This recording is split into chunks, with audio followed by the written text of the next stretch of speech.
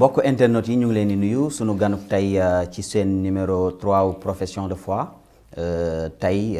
nekk ab ndaw boo xamante ni mu ngi doon yëngu foofule ca parti démocratique sénégalais nekkoon aussi porte-parole des cadres du parti démocratique sénégalais nga xamante ni Abdoulaye Wade moo nekkoon ca bopp ba mu fa jógee nag après dafa def benn transition fële ca APR ba mu fa demee it am maanaam ay ndombol tànk yoo xamante ni jàpp nañ ni lii war na ko mën a doxal muy la compagnie générale immobilière donc du Sahel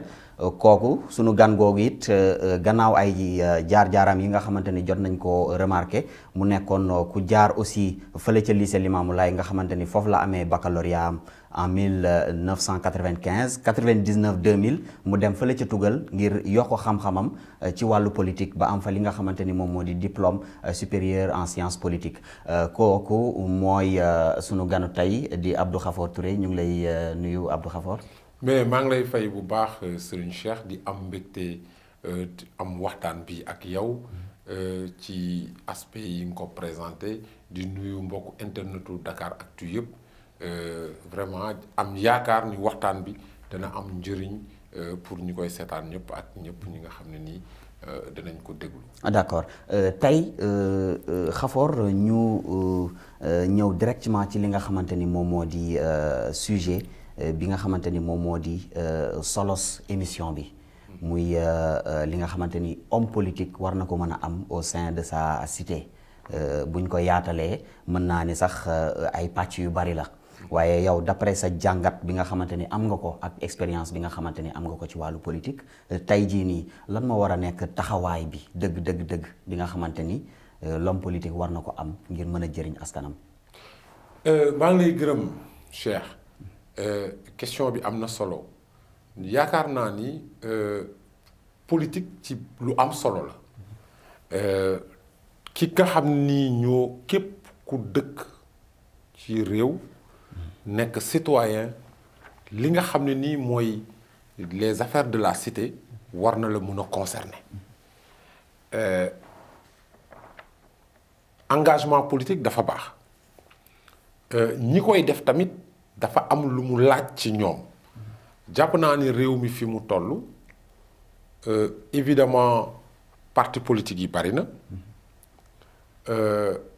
homme politique yi ñii nga xam ne nii ñooy yëngu ci biir parti am nañ ay parcours ak ay trajectoire yu bokkul mais ki nga xam ne nii dafa jóg di def politique li ko war a yitteel lu njëkk mooy servir mooy jëriñ quartier am jëriñ commune am jëriñ ay mbokk citoyens yi jëriñ réewam passion la war a nekk engagement la war a nekk vision la war a nekk taxawaay la war a nekk loolu un homme politique il faut mu am taxawaay il faut mu am vision il faut mu am passion il faut mu gëm li nga xam ni ci loolu la nekk ci di ko doxal politique nag c'est un espace de confrontation d'idées bu ñu nee politique nee nañ gis-gis kujjee ngeen nekk ci politique kii dafay gisee nii kële gisee na le gis-gis nuñ ko mën a définir de façon simple mooy kii dafay gis ni objectif bi dem Thiès la kii ne yoon bi moo laa bëgg mu dem moo gën pour dem Thiès kii ne yoon bële moo gën pour dem Thiès alors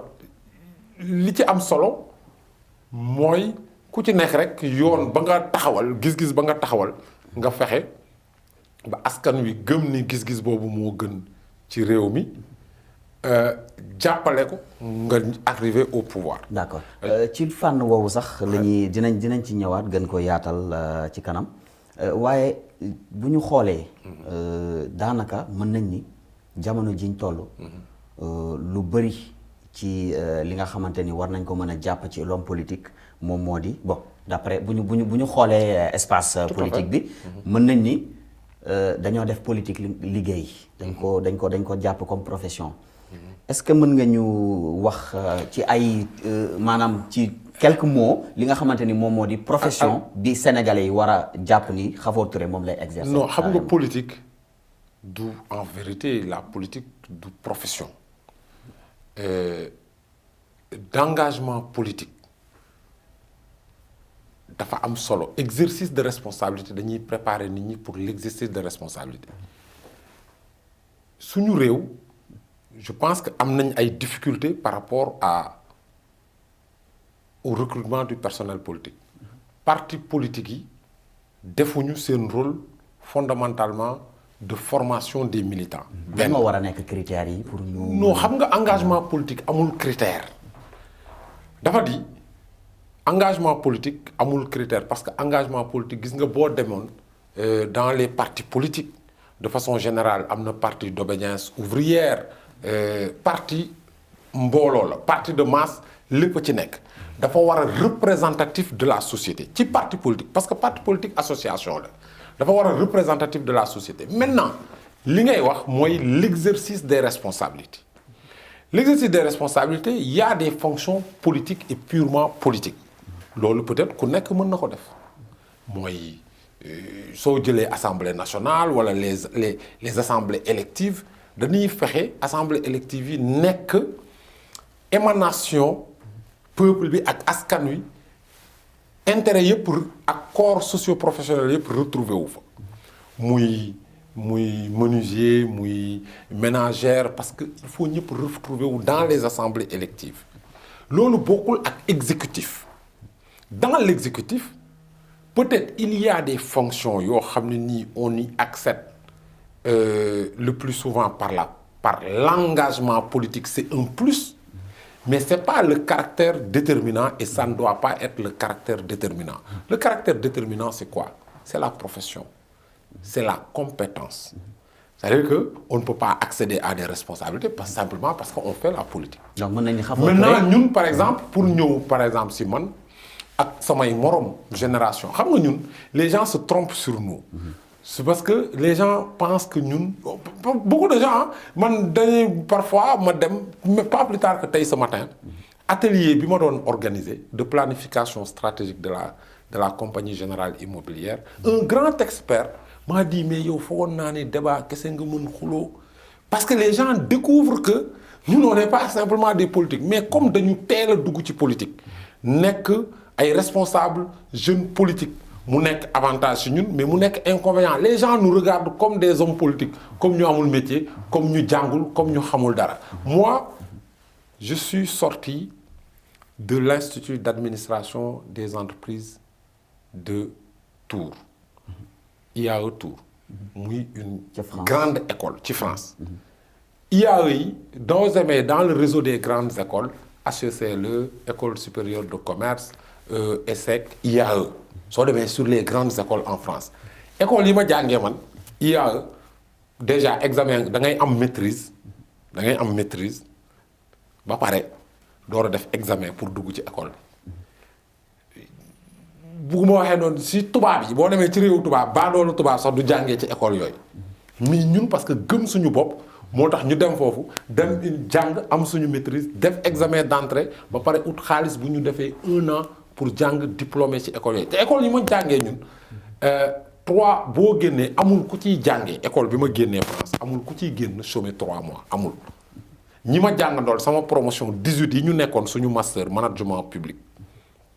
donc man ma génn fa comme manager expert du secteur public en termes d'expertise sur les politiques publiques aujourd'hui 18 promotions yi ma am ndaloon man maa ci nekkoon africain au sud du Sahara ak benn algérien. D'accord ci sama promotion. donc mën nañu wax ni Khafor Touré ndeewul politique. non du tout absolument tey man sama promotion ñu ma jàngandool France ci biir Sénégal am na ñaar ñu fi nekk représentant résident kenn ki action contre la faim représentant résident bi keneen ki mooy directeur régional Afrique de l'Ouest du centre de Save of the Children donc dañu li nit ñi dañu am confusion si suñu engagement politique dafay noyer suñu expertise wala suñu formation wala suñu métier wala suñu jaar-jaar à la base ñun bi ñu nekkee étudiant et loolu dama koy wax sama génération ñëpp ñi ma bokkal parce que loolu c'est même pas que Khafor mais dama koy waxal ñi ma bokkal génération bi ñuy nekk université Dakar nekk ay leaders ci mouvement étudiant nekk délégué étudiant assemblée département ou assemblée fac dañ doon challenger suñu bopp dañ ne suñu buggee jiite étudiants yi il faut ñu rompre ak pratique yi amoon avant mooy ñu nekk ñoo xam ne ni ay leaders du mouvement étudiant yoo xam ne dañuy redoubler wala du ñu passé donc critère bi moo doon c'est-à-dire que mu nekk ñoo xam ne nii ils sont dans la revendication dans le mouvement étudiant mais aussi ils sont de bons et de brillants étudiants donc si noonu lañ continuer def fii suñu parcours politique et syndical Université Dakar dem yàlla may ñu wërsëg ñu yeggali suñu jàng Europe mais j'ai pas un diplôme supérieur en sciences politiques j'ai une maîtrise en sciences politiques et moi j'ai une formation pluridisciplinaire ñi ma xam Université Dakar j'ai une licence d'histoire et j'ai une double licence d'histoire moi j'ai 2 licences en histoire j'ai d'abord une licence d'histoire ici à l'Université de Dakar. Je me suis retrouvé en France dans une licence spéciale d'histoire parcours droit parce que boobu xam naa li ma bëggoon je voulais infléchir ma carrière ma formation loolu peut-être fii Sénégal mënul nekk mais je me suis retrouvé du département histoire à la faculté de droit et de sciences politiques et je me suis inscrit en maîtrise de droit public après avoir fait sciences politiques loolu moo ma yóbbu ma mun a dugg IAE pour mun a def management public retrouver wu dans la gestion loolu bon heureusement. donc mën nañu Khafor Touré tëbul tëb rek dugg ci administration. de manière fortuite grâce à la politique. en fait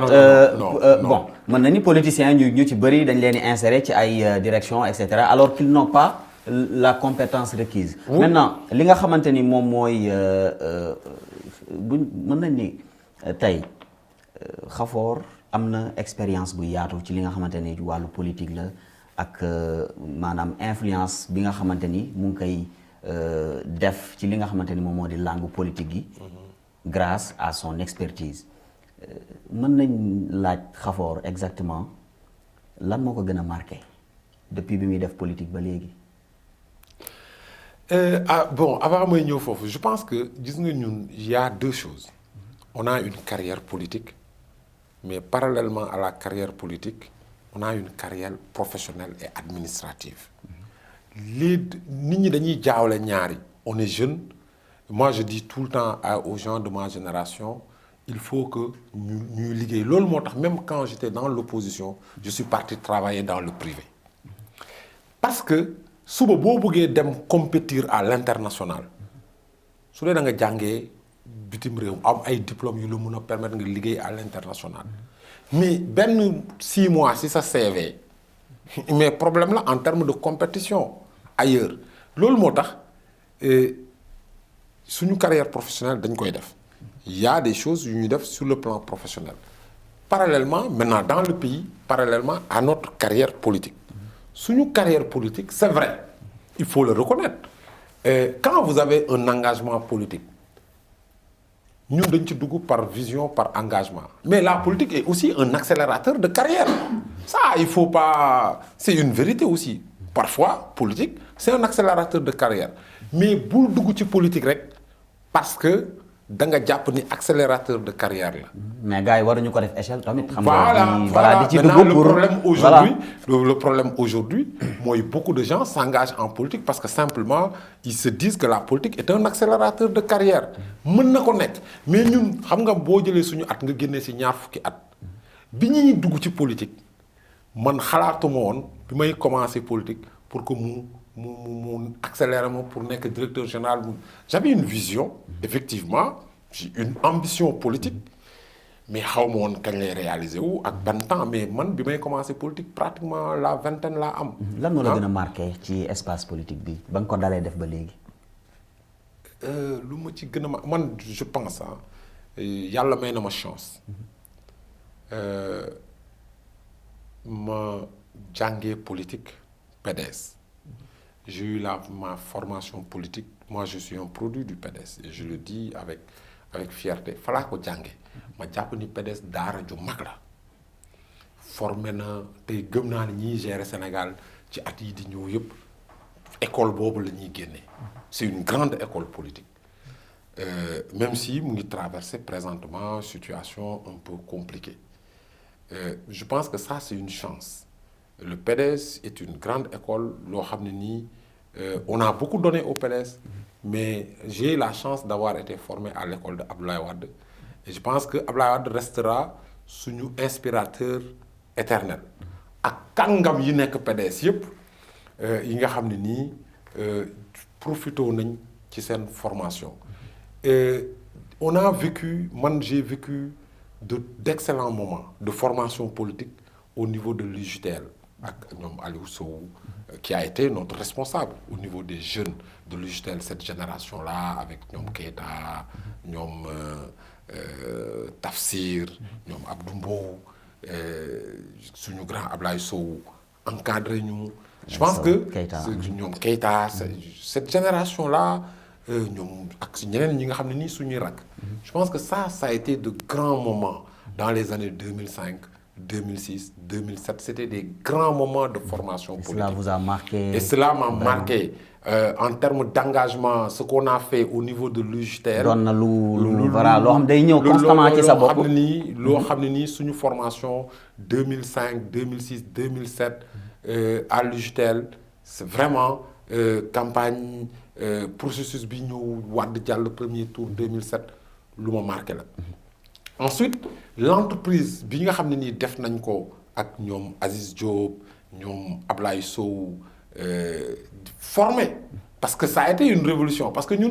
moi j'ai été à 34 ans porte-parole des cadres d'un parti au pouvoir à 34 ans porte-parole des cadres. Aziz Diop ñoo maase nekk secrétaire général Ablaye Sow ñu ñëw récupérer le mouvement des cadres. Et ça, c'est parce qu'on avait de l'audace, on avait de l'initiative. Et ça aussi, ça a été une grande expérience. Nous n'sommes que les membres fondateurs de la Fédération nationale des cadres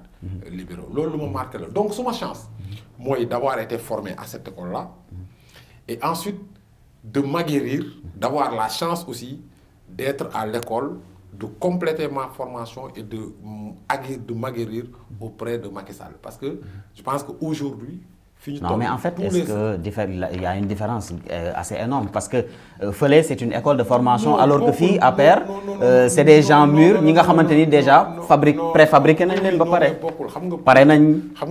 politiquement. Trajectoire la. Mooy li ma la wax, c'est-à-dire que suñu formation, c'est le PDS. On a été formés, nous on est des produits. Parce que foofu la ñu amul ku jaar PDS koo xam ne nii. En tout cas, si jusqu'à présent, marqué ou là. Parce que fallait nous jàngee lu bari. Et je pense que ñi jaar am formation boobu ci seen vécu politique ak ci ñuy doxalee dafay feeñ. Ensuite, mais j'ai la chance aujourd'hui de continuer de m'aguerrir auprès de Macky Sall. Parce que Macky Sall est un pur produit aussi du PDS. Lan mooy plus bi nga gagné foofu alors que gisoo ko woon PDS. Non, c'est pas la même. Moi, je suis dans ma trajectoire. C'est ma formation, il fallait qu'on défait. C'est pas un plus. C'est-à-dire qu'à un moment donné, l'orientation du PDS, la perspective du PDS, moi, je gëwuma yoon boobu te xamoon naa ni c'est je l'ai dit xam nga bëgguma dellu si waat ci affaire yooyu. J'ai dit la voie empruntée par le parti est une voie sans issue. Je l'ai dit wax naa ko sans issue. Et on a posé le débat à l'interne de la restructuration du parti, réforme du parti, pour que le parti bi mën a am avenir. Maintenant bu parti bi jëlee yoon boo xam ne nii yow gëmoo ko xam nga ni yoon bii saa fii la jëm leer na la mais da ngay tànn beneen yoon. Sur ce, quand le président Macky Sall qui est nit boo xam ne nii c'est un produit du PDS. Moi je l'ai connu dans le PDS. On a travaillé dans le PDS ma jàpp ni xam naa nit ki. Et depuis 2013 2014 bi yoon bi leerul ci man PDS j'ai dit li mën a sauver PDS mooy une alliance stratégique avec le président Macky Sall. Parce que loolu mooy parce que ñun on n'a pas de problème avec le président. ñun Abdoulaye Wade lañ doon jàppale. Dans son combat contre Macky Sall Abdoulaye Wade lañ jàppale jusqu'au bout ba mu jeexal carrière am. À partir du moment on n'a pas de et le président est là ñu xam ko xam ni il a le talent politique il a le génie politique et je pense que bi ñu ko doon wax il y a quelques années nit ñu naan ñii li ñuy wax aujourd'hui unanimement tous les Sénégalais reconnaissent à Macky Sall un génie politique un talent politique ku arrivé 50 ans wala 52 ans à peine 50 ans nga nekk président de la République ci Sénégal kooku ku amul talent ak génie yi mënul arriver à cet objectif-là. Et les gens l'oublient. Les gens oublient que Macky Sall est devenu président de la République à 50 ans, 51 ans. Mais loolu saa ku ñëw def carrière ci biir parti démocratique sénégalais dem ba nekk numéro 2 du parti en moins de 50 ans à 45 ans 46 ans nekk numéro 2 nekk premier ministre nekk président de l'Assemblée nationale. un parcours bu riche maanaam. ku amul talent xam nga nag Sénégal dañ dul nangu talent c'est-à-dire fii le talent est un délit. Sénégal le talent est un délit. Mais nag on peut dire mën nañ ni y a d'autres Macky Sall au sein du PDS. Oui, étant donné que fa la jógee c'est un pur produit du PDS. Sénégal moom talent délit la. parce que boo amee talent moom tuuti talent rek moom délit la bon mais ku amul talent mënul am parcours boobu. alors bi ñu ñëwee ñu toll man personnellement j'assume mes choix je dis le président c'est une chance pour notre génération c'est le meilleur allié liggéey bi mu yoon bi mu tànn ak ni ñu xamee acteurs yi ñu xam ci biir réew mi jàppoon naa que moo gën ci ñi ma xam ñi nekk acteur pour yor réew mi. yow loolu da nga ko waxoon président. man loolu laa gëm. yaa ngi dégg donc. mais est-ce que waxtaan ngeen ci bon. ak kan waxtaan nga ci ak ñi ngi ci war a waxtaanal. pour man xam nga man moom samay mbir dafa leer ñëpp ñu ma ci sama xarit yi ma am yëpp. sama génération ku ci nekk dem naa ci yow ne leen ñun ñëpp suñu je pense que li gën.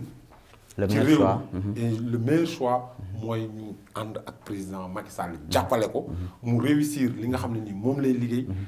gagner 2019 et puis accompagner suñu génération pour continuer. D'accord. L'œuvre mu continuer l'œuvre. D'accord. Loolu laa jàpp. loolu moo tax ma ni chance la. parce que aussi sama formation maa ngi koy continuer. di aguerrir auprès de parce que aujourd'hui comme Macky Sall nu mu ko waxee. le 31 décembre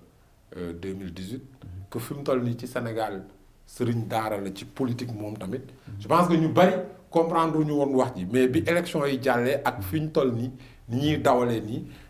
jàpp nañ ni gars yi ñu ngi commencé mu leer ci ñoom ni sëriñ daara la ci politique. d'accord ñu dinañ ci ñëwaat tey bon ñu wax tuuti ci actualité daanaka li ñu dese ci waxtu bareetul. ñu ñëw tuuti ci li nga xamante ni moom moo di actualité politique bi ak li nga xamante ni Macky Sall maanaam mu ngi ci doon waxtaan fan yi ñu weesu muy wàllu train de vie donc des agents de l'État nan nga ko jàngatee globalement. bon pas train de vie c'est vrai wax na si mais je pense que c'est vrai am na ay niches de gaspillage dans l'administration publique. Il faut administration bi ñu moderniser ko il faut ñu def des économies. Il faut évidemment quand on dit autant de dépenses 500 milliards pour jënd ay oto ce que ça coûte l'administration il faut ñu moderniser ko loolu moom ñëpp d'accord nañ ci.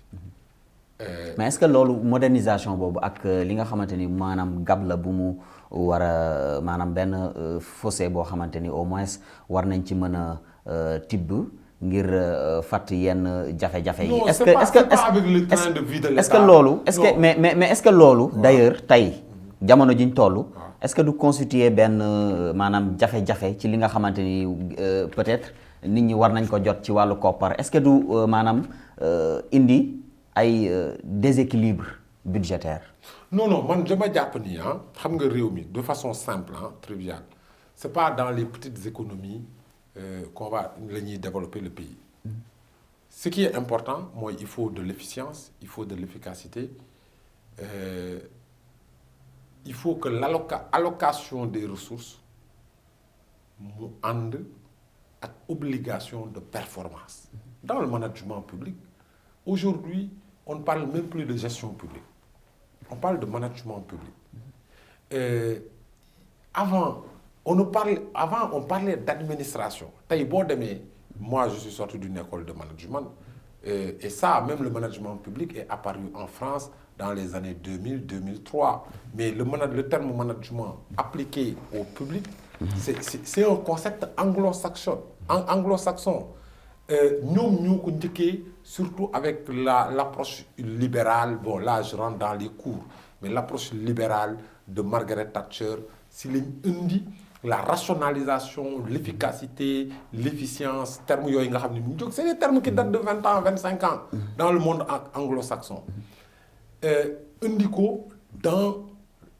parce que conception française bi moo doon administration administrer d'accord administrer après ñu indi notion de gestion aujourd'hui on est dans des notions de management d'accord administration bi kiy liggéey pour ñun pour que il faut ñu rompre ak terme boo xam ne nii yow dugg nga administration rek yaa ngi confort chaque mois nga fayeeku amoo obligation de résultat amul performance amul tel amul vérification ak yenn dépenses yi loolu lañ ne il faut ñu gérer ko loolu moo tax président indi ay concept fast track pour ñu éliminer yenn goulot d'étranglement yi parce que il y a une nécessité de modernisation de notre gouvernance d'accord ci wàllu fast track boobu ñu jeexalee point boobu ci wàllu fast track bi toujours actuellement jàpp nga ni war nga ko mën a utiliser ci compagnie bi nga xamante ni yaa ngi perspective yi lan la non perspective yi bon loolu je pense que bon d'abord am na yenn ki perspective am na ay yenn boo yob y a beaucoup de sujets d'actualité yu ñu escamoté parce que président il a une chance unique configuration bi mu nekk nii 2006 séquence su mandat 19-24 benn président musul nekk ci séquence boobu am majorité am légitimité renouvelée forte légitimité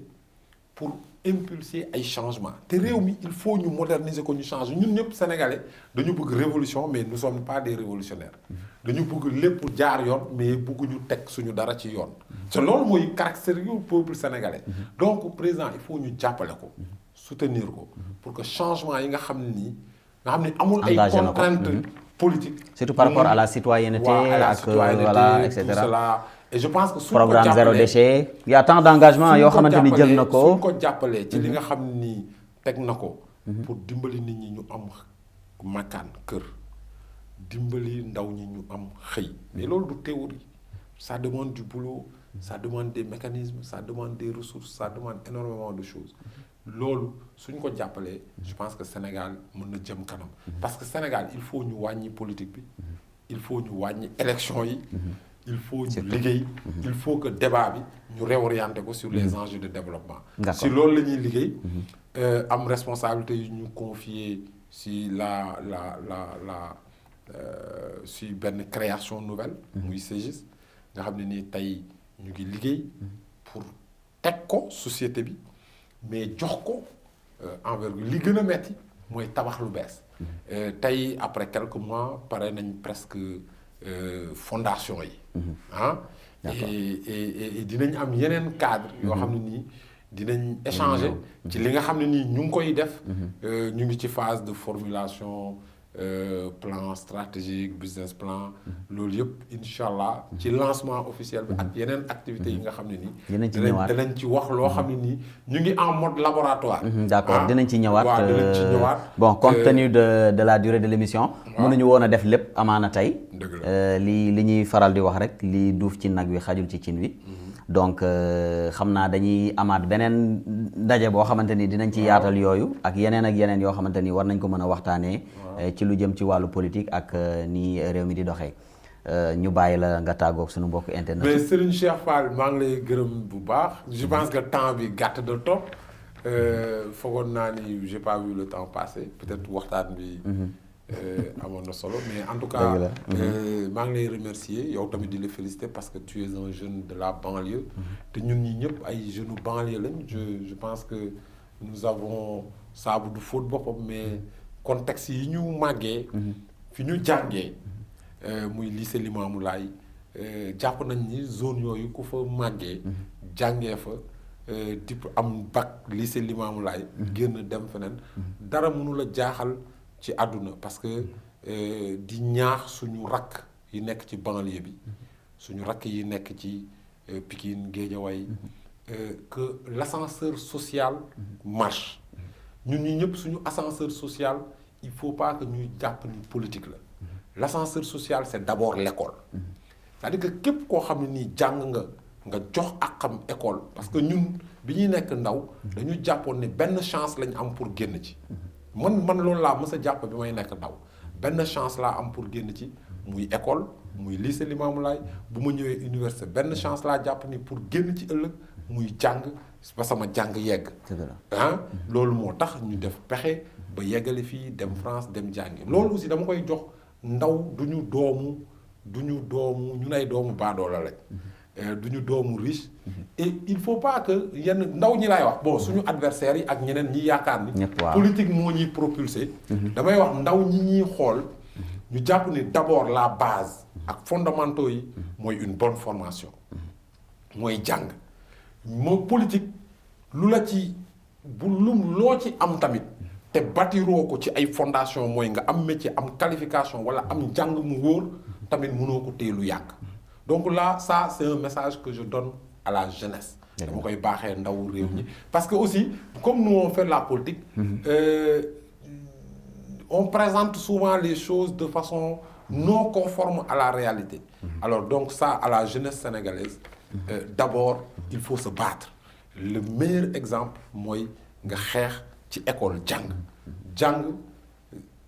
c'est l'ascenseur social et c'est l'ascenseur social qui marche tey boo xoolee ñiy jiite réew mi ñëpp et le meilleur exemple mooy Macky Sall dans les conditions yi mu juddoo ak yi mu màggee su xeexul woon gëm ascenseur social ni école ascenseur social la tey du nekk président de la République c'est parce que d'abord dafa am formation jàng te ñi jiite réew mi ñëpp ñi ci ëpp majorité bi loolu la donc loolu mooy li nga xam ne nii moom laa koy laay terminer baaxee ko jeunes yi vraiment dëgg la ñu ngi lay jaajëfal bu baax a baax merci beaucoup voilà di la ñaan rek bon dinañ amaat yeneen daje yoo xamante ni dinañ ci gën a yaatal waaw mën a dugg ci lu bari di leen jaajëfal yéen aussi mbokk internautes yi di leen jox encore une fois rendez-vous ci seen beneen numéro de profession de foi jërëjëf